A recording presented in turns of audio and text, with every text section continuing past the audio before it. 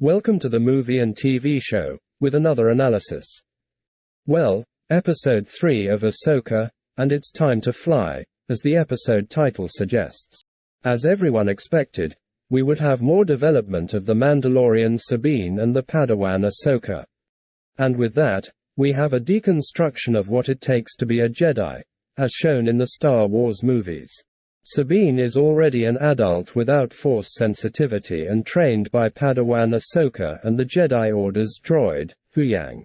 It was never shown, so it's only speculation that Ahsoka has evolved to the level of a Jedi Knight without the official title of being a Jedi. Well, this series tries to convey the idea that anyone can be a Jedi. It just takes time and dedication, even without any sensitivity. The series tries to show that all someone needs is training and focus, and anything will be possible, and they can become a Jedi. As Ahsoka said in her words to Huyang, the criteria for being a Jedi don't matter and were the reason why a Jedi Order failed and ceased to exist. It's clear that the series is attempting a new narrative and introducing new concepts to Force users or Jedi enthusiasts. The level of acting in the first 3 episodes is lacking in many scenes. The characters don't show emotions and don't connect with the scenes, which doesn't offer realistic performances for the characters. Especially Ahsoka, played by Rosario Dawson, always seems very serious with a mocking look or as if she knows everything and is always right. The actress playing Sabine is also unconvincing. The character doesn't seem to be experiencing the situations in the scenes. Another unconvincing portrayal is that of the actress playing Shin Hati. She always seems wide-eyed as if she's hallucinating. Returning to the episode and the meeting of the senators and General Syndulla.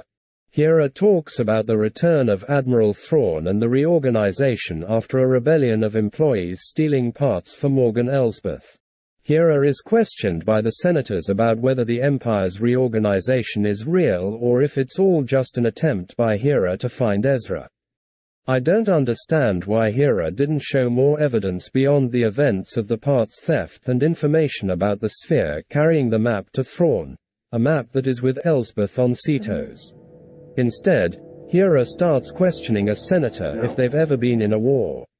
The argument in this discussion doesn't make sense, given that there's evidence of an attempt to find Thrawn by his Imperial allies. In Episode 1, an entire ship was destroyed, and its crew was killed by 2 warriors who freed Morgan Elsbeth. Ahsoka and Sabine, along with Huyang, go after them. Parts theft and imprisonment of former Imperialists, people pretending to be Republic workers.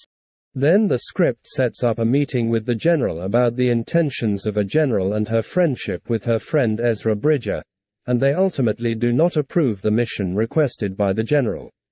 After this ridiculous scene between the general and the senators, they introduce Jacen Syndulla, the son of Hera Syndulla, and a line to suggest that this character may become a Jedi in the future, like his father, possibly at Luke's academy or in the new Rye Order. Back to Sabine and Ahsoka, they arrive at the Eye of Sion and have a small battle between ships. There's a scene that will be a topic of conversation, similar to the animations in Rebels. Ahsoka wears a spacesuit and exits the ship to confront ships with a lightsaber.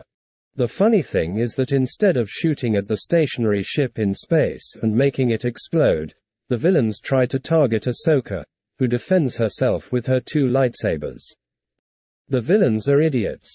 If they had aimed at the other side of the ship would have exploded, and Ahsoka and Sabine would have died.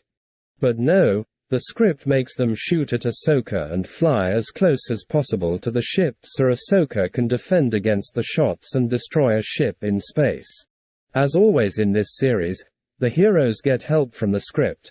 They get hit but are not destroyed and manage to escape orbiting the planet Cetos.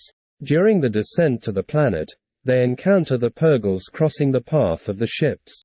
And then, after being reactivated, Huyang says that the Eye of Sion is a ship that will travel as fast as space whales, the Purrgils, on their migration route through the galaxy.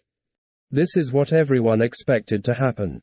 Sabine and Ahsoka hide in the Cetos forest, and we have Baylan Skoll meeting with soldiers, preparing to go after the Tu and Huyang.